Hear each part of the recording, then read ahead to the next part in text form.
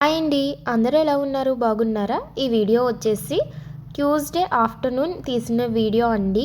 నిన్న మా డే అయితే అస్సలు బాలేదండి. ఎందుకంటే చాలా టెన్షన్ పడ్డాము. ఎందుకు అనేది చెప్తాను.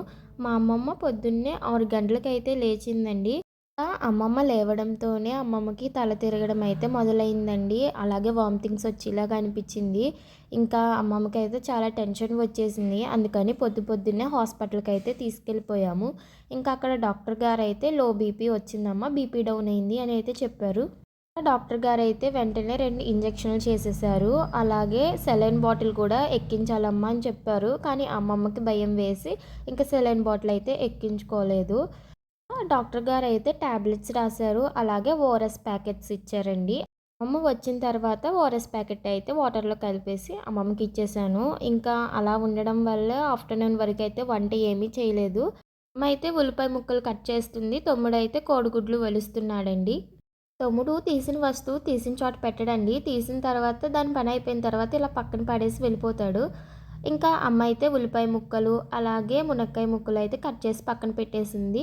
తమ్ముడేమో కోడిగుడ్లు ఒలిచేసి పక్కన పెట్టేశాడు. ఈరోజు కర్రీ వచ్చేసి ఎండు చేపలు కోడిగుడ్లు వేసి అయితే కర్రీ అయితే చేస్తున్నామండి.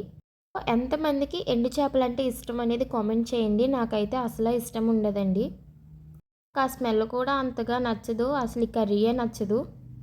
అమ్మమ్మ అడిగిందని చెప్పి అమ్మ అయితే ఈ కూర వండుతుందండి. ఫస్ట్ అయితే కోడిగుడ్లు వేపేసుకుని పక్కన పెట్టేసుకోవాలి. తర్వాత అదే నూనెలో ముందుగా కడిగేసి పక్కన పెట్టుకున్న ఎండు చేపలు కూడా వేసుకుని ఒకసారి ఫ్రై చేసేసుకోవాలి. తర్వాత అందులోనే ముందుగా కట్ చేసి పెట్టుకున్న ఉల్లిపాయ ముక్కలు, మునక్కాయ ముక్కలు వేసుకుని టేస్ట్కి సరిపడా సాల్ట్ వేసి ఒకసారి మొత్తం అంతా మిక్స్ చేసుకుని మూత పెట్టుకుని బాగా మగ్గించుకోవాలండి.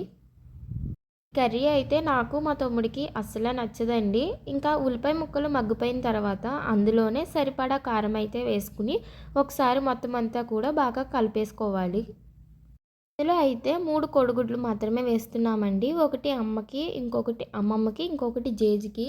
కూరలో కోడిగుడ్లు వేస్తే మేము తినమని చెప్పి అమ్మ అయితే మిగిలిన కోడిగుడ్లు పక్కన పెట్టేసిందండి. ఇంకా కారం వేసిన తర్వాత ఇందులోనే వాటర్ అయితే వేసుకోవాలి. వాటర్ వేసుకున్న తర్వాత ఒకసారి బాగా మిక్స్ చేసేసుకుని మూత పెట్టి దగ్గరికి మగ్గించుకోవాలండి. నిమిషం తర్వాత అందులోనే ముందుగా ఫ్రై చేసి పెట్టుకున్న కోడిగుడ్లు కూడా వేసేసుకుని మూత పెట్టి మగ్గించుకోవాలండి. ఇంకా దగ్గరికి అయిపోయిన తర్వాత స్టవ్ ఆఫ్ చేసేసుకోవచ్చండి. కర్రీ ఎంతమందికి ఇష్టం అనేది కామెంట్ చేయండి. అంతేనండి ఈ వీడియో ఎలా ఉందనేది కామెంట్ చేయండి. నచ్చితే ఒక లైక్ చేయండి. మళ్ళీ నెక్స్ట్ వీడియోలో కలుద్దాం.